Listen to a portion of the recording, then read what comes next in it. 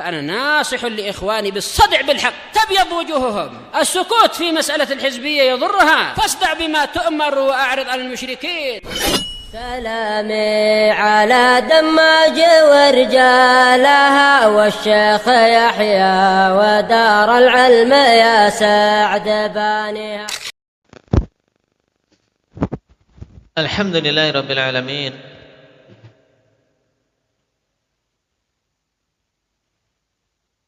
wassalatu wassalamu ala rasulihil amin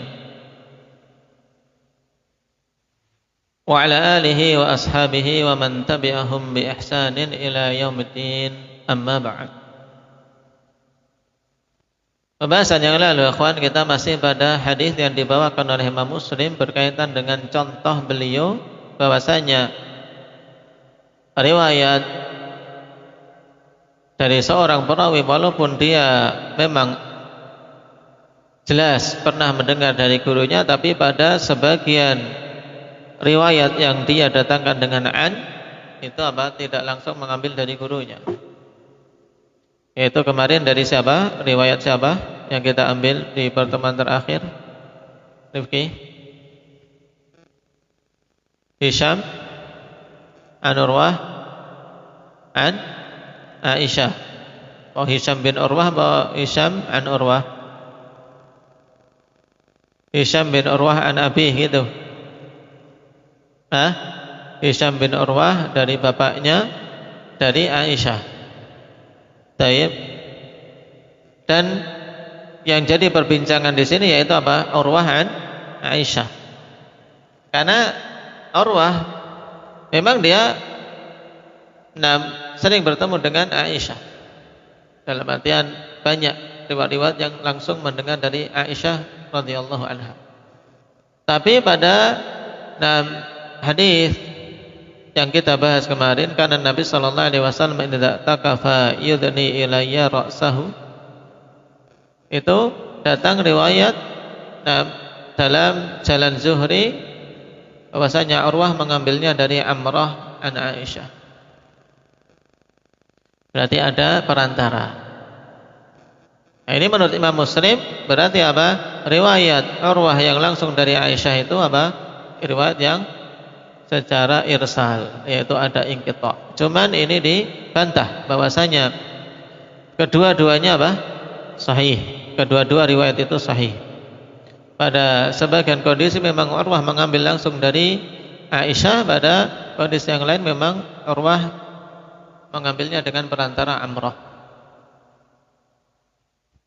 Nah, dan kemarin ada faedah hadithiyah, akhwan, berkaitan dengan orang-orang yang paling kokoh yang meriwayatkan dari Aisyah. Siapa Yusuf? Asbatun nasi fi Aisyah. Ada berapa? 3. Siapa saja? Taib. Amrah, Qasim, dan Urwah. Ini 3 diingat-ingat. Nah, Amrah bintu Abdurrahman. Kenapa dia seorang wanita kok bisa dapat apa? Dapat riwayat banyak dari Aisyah? Apa sebabnya? Faris. Amrah bintu Abdurrahman. Apakah Aisyah punya pondok atau gimana?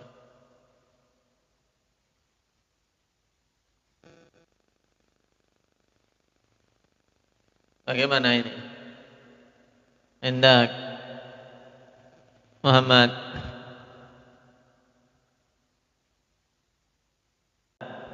Tapi karena apa?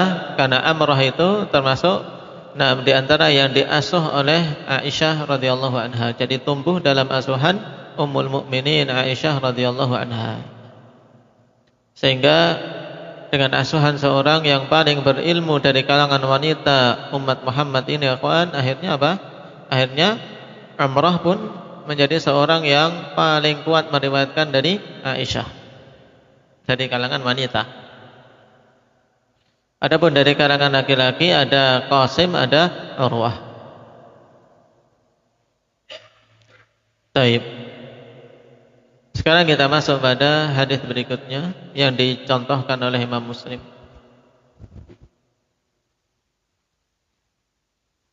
Qala rahimahullah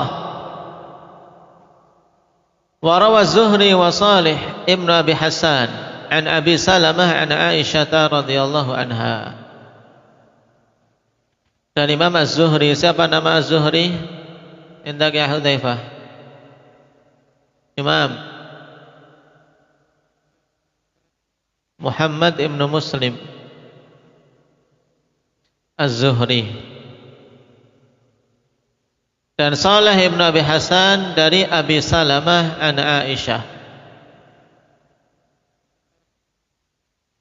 Kana Nabi sallallahu alaihi wasallam yuqabbilu wa huwa sha'ib. Ini hadis yang dibahas. Adalah dulu Nabi sallallahu alaihi wasallam mencium istrinya dalam keadaan beliau berpuasa. Faqala Yahya ibn Abi Katsir fi hadzal khabar fil qiblah. Yahya ibn Abi Katsir mengatakan tentang hadis ini berkaitan dengan Nabi mencium dalam keadaan beliau berpuasa. Akhbarani Abu Salamah anna Umar ibn Abdul Aziz akhbarah anna Urwah akhbarah anna Aisyah akhbarathu. Nah, dari riwayat Yahya bin Abi Katsir ini berarti apa? Berarti Zuhri berarti apa? Abu Salamah ibn Abdurrahman ini mengambil tidak langsung dari Aisyah, tapi melalui jalur Umar bin Abdul Aziz. Kemudian dari Urwah dari Aisyah. Berarti ada dua perantara yang tidak beliau sebutkan pada riwayat Az-Zuhri rahimahullah. Naam, anna Nabiy sallallahu alaihi wasallam kana yuqabbiluha wa huwa sha'ib. Yang diinginkan oleh Imam Muslim sama ikhwan sebagaimana prinsip beliau di awal untuk membantah mereka-mereka yang mempersyaratkan pada semua riwayat mu'an'an harus ada dari perawi yang meriwayatkan an itu nas bahwasanya dia pernah bertemu dengan gurunya atau mendengar langsung dari gurunya walaupun satu kali saja. Makanya dihujat oleh Imam Muslim kalau dia pernah bertemu walaupun sekali. Pada hadis-hadis yang tidak diriwayatkan dengan sami'tu atau ahdatsani, itu tetap masih ada kemungkinan untuk untuk adanya inqita', adanya keterputusan. Cuman pada hadis ini akhwani fillah dibantah oleh Ibnu Rusyaid dan yang lainnya bahwasanya hadis pada kedua riwayat ini kedua-duanya sahih. Jadi kedua-duanya memang jalurnya sahih, sehingga kita katakan terkadang memang terkadang Abu Salamah meriwayatkan langsung dari Aisyah karena memang beliau mendapatkan hadis ini langsung dari Aisyah. Karena Abu Salamah ikhwan seorang tabi'i. Abu Salamah seorang tabi'i. Taib. Tapi terkadang beliau ingin menyebutkan orang-orang yang utama, yang beliau pernah juga mendengar hadis itu dari mereka. Seperti Umar bin Abdul Aziz, seorang alim, zahid, abid. Umar bin Abdul Aziz ingin menyebutkan karena keutamaan Umar bin Abdul Aziz. Demikian pula Urwah Ibnu Zubair rahimahullahu taala. Nah, ini pensinkronan yang dibawakan oleh para ulama berkaitan dengan riwayat tersebut, sehingga apa yang diinginkan oleh Imam Muslim berkaitan dengan riwayat ini tidak tercapai. Ya, jadi tidak bisa dijadikan sebagai contoh untuk menyatakan klaim beliau bahwasanya keharusan untuk adanya satu riwayat yang betul-betul perawi ini mendengar dari gurunya. Itu juga harus ada pada setiap riwayat-riwayatnya, bukan hanya satu saja. Adapun faedah lain berkaitan dengan hadis ini, akhwan, berkaitan dengan Abu Salamah ini. Padanya ada faedah bagus dalam adab menuntut ilmu. Abu Salamah ibn Abdurrahman, nah, dia seorang tabi'i yang diperselisihkan tentang namanya. Ada yang menyatakan Abdullah, ada yang menyatakan Ismail, ada yang mengatakan namanya adalah kunyahnya itu. Jadi namanya ya Abu Salamah. Taib. Dan yang dirajihkan oleh Imam Ibn Abdul Bar rahimahullah ta'ala tentang nama Abu Salamah adalah Abdullah. Nah, dan ini yang beliau pilih, namanya Abdullah, dan itu yang paling kuat, akhwan. Jadi nama Abu Salamah Ibn Abdurrahman Ibni Auf. Jadi beliau cucu dari apa? Abdurrahman. Beliau apa? Putra dari Abdurrahman Ibni Auf.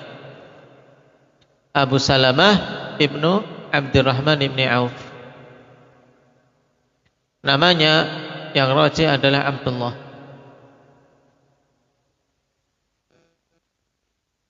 Meriwayatkan dari ayahnya yaitu Abdurrahman Ibni Auf, juga dari Utsman Ibni Affan radhiyallahu anhu dan sederetan para a'immah termasuk Aisyah radhiyallahu anha, sederetan para sahabat. Sebagian memasukkan beliau ini dalam deretan fuqaha sab'ah menurut salah satu pendapat.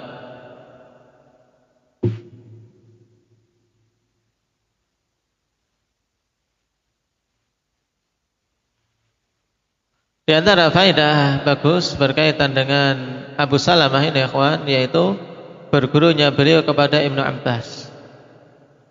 Disebutkan dalam biografi beliau, na'am, wa kana Abu Salamah katsiran ma yukhalifu Ibnu Abbas. Fa hurrima lidzalika min Ibnu Abbas ilman katsira. Adalah dulu beliau ini Abu Salamah banyak menyelisihi Ibnu Abbas. Ya, banyak berselisih dengan gurunya. Ya, ingin mengambil ilmu dari gurunya tapi banyak menyelisihinya, maka terharamkan dengan sebab itu dari Ibnu Abbas ilmu yang banyak. Kalau seandainya dia lebih bersabar, dalam artian lebih nurut kepada Ibnu Abbas, tentunya akan terbuka apa?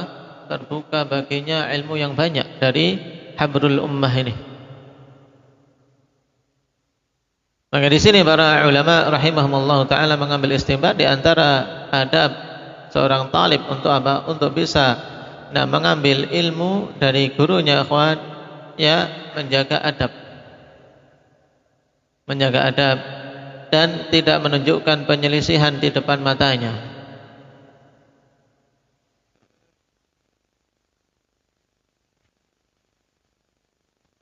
Adapun seseorang menyelisih pada suatu tarjih fikhi, maka itu sesuatu yang lumrah. Karena memang para fuqaha pun berselisih sejak dahulu pada perkara-perkara yang memang terbuka pintu untuk apa? Untuk adanya ikhtilaf.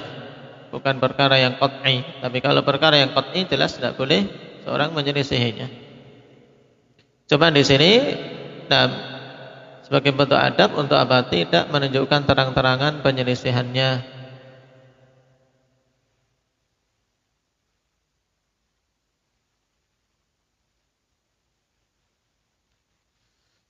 Kemudian yang kedua berkaitan dengan Yahya ibnu Abi Katsir.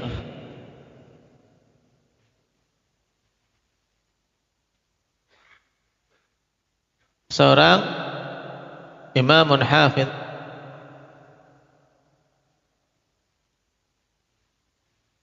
dan diperselisihkan tentang siapa nama Abu Katsir, bapak Yahya ini.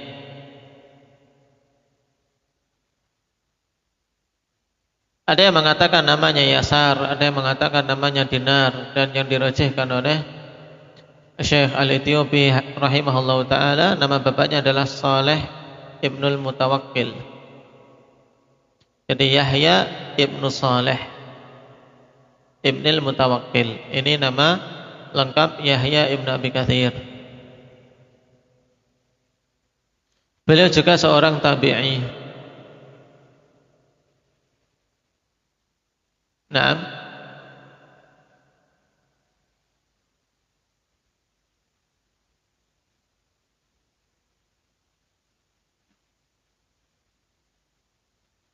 Dan banyak meriwayatkan dari Anas walaupun beliau tidak mendengar langsung darinya, sehingga meriwayatkan dari Anas dengan tadlis. Kenapa? Karena beliau dihikayatkan memang pernah melihat Anas tapi belum pernah meriwayatkannya. Itulah rezeki. Nah, pernah melihat Anas bin Malik tapi tidak pernah mendengar hadis dari beliau. Nah, diriwayatkan qatra Anasan yusalli fil Masjidil Haram wa lam yasma' minhu. Melihat Anas salat di Masjidil Haram, tapi tidak mendengar darinya hadis. Ya mungkin pas haji sekali saja itu lihat, setelah itu terpisah.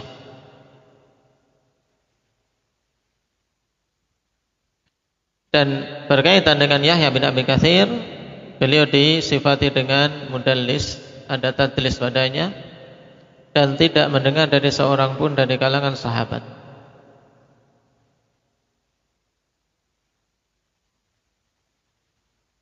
Dan beliau imam yang memiliki perkataan yang masyhur. Apa perkataan masyhur dari Yahya bin Abi Katsir berkaitan dengan semangat dalam menuntut ilmu? Indaka Alif. Perkataan Yahya ibn Abi Katsir,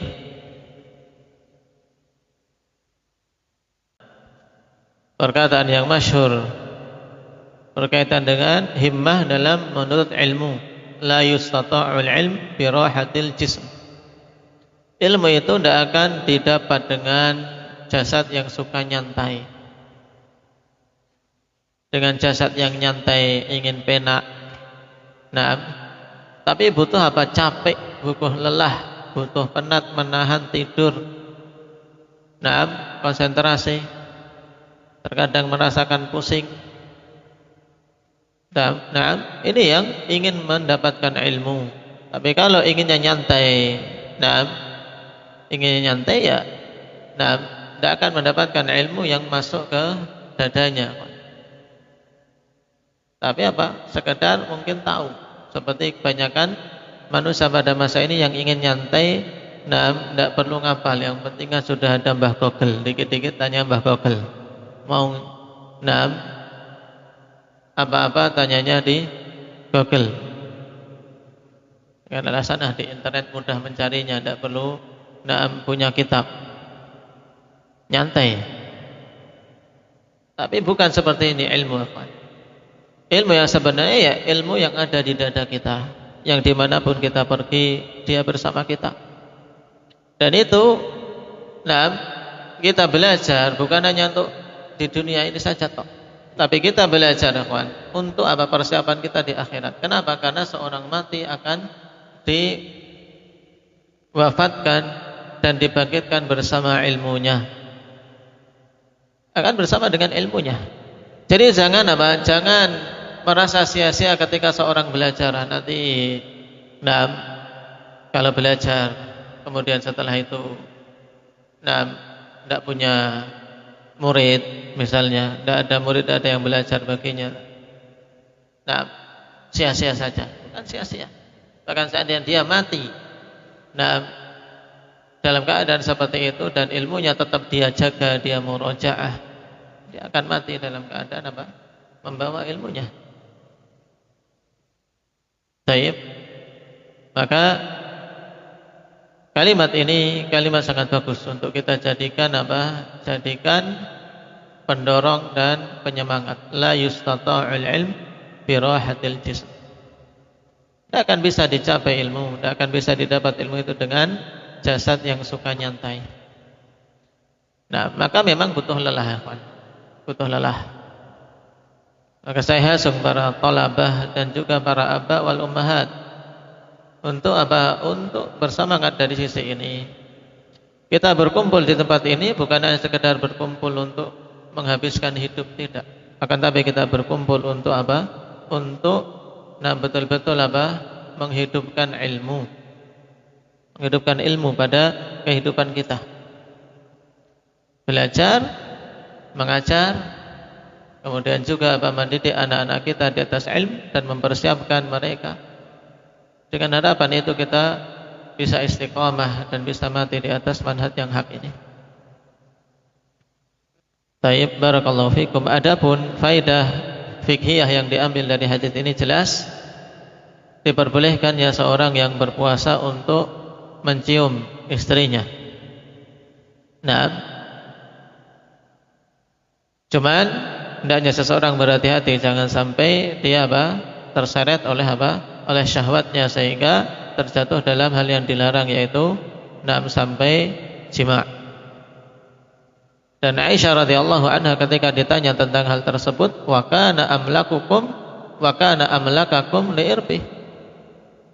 Dan adalah Rasul sallallahu alaihi wasallam orang yang paling mampu untuk menahan syahwatnya, sehingga ketika beliau mencium istrinya tidak akan berpengaruh pada puasanya. Ini juga tanbih bagi bagi kita semua. Kalau seorang merasa malah dia akan repot nanti setelah itu, ya jangan coba-coba. Apalagi para pengantin baru, bahaya. Hendaknya lebih baik menjauh saja dari dari al-hima, dari sekitar daerah-daerah larangan. Baik. Tapi seandainya sekedar mencium saja boleh, sebagaimana Nabi sallallahu alaihi wasallam contohkan di sini. Dalam hadis ini juga ikhwan dikatakan oleh Syekh Al-Ethiopi rahimahullahu taala jawazu ikhbari syakhs amma yakunu bainahu wa bain ahlihi min mithli ma dzukira 'alal jumlah dunat tafsir. Karena Aisyah menyebutkan Nabi menciumnya. Baik, di sini boleh mengkabarkan tentang sesuatu antara dia dengan keluarganya, tapi secara global, tidak rinci. Kenapa? Karena kalau menyebutkan hal-hal yang berkaitan dengan dia dan keluarganya secara terperinci ini haram. Haram. Sebagaimana disebutkan dalam Sahih Muslim dari hadits Abi Sa'id Al-Khudri, Nabi mengatakan, inna min asyarrin nasi indallahi manzilatan yaumal qiyamah ar-rajulu yufdi ila imra'atihi wa tufdi ilaihi thumma yanshuru sirraha. Sesungguhnya termasuk di antara seburuk-buruk orang di sisi Allah kedudukannya pada hari kiamat adalah seorang yang menggauli istrinya, dan si istri ini bergaul dengan suaminya, maksudnya yaitu melakukan hubungan suami istri, kemudian dia menyebarluaskan rahasianya tersebut. Adapun sekedar menyebutkan sebagaimana yang dikatakan oleh Aisyah tadi secara global, ini sesuatu yang boleh. Apalagi Aisyah radhiyallahu anha menyebutkan itu mimba bita'lim, untuk apa? Untuk mengajari manusia, untuk memberitahu mana sisi yang diperbolehkan dan mana yang tidak boleh berkaitan dengan masalah puasa. Juga pada hadis ini ikhwan menunjukkan bagusnya Nabi sallallahu alaihi wasallam dalam bergaul dengan keluarganya. Dan juga menunjukkan tentang luasnya syariat ini dan mudahnya. Di mana diberi keringanan dalam berpuasa. Ketika berpuasa boleh untuk mencium istrinya, tapi dengan syarat tadi, tidak sampai menjerumuskan dia pada hal yang dilarang. Barakallahu fiikum, nasallallahu taufiq lima yuhibbuhu wa yardah, walhamdulillahi rabbil alamin.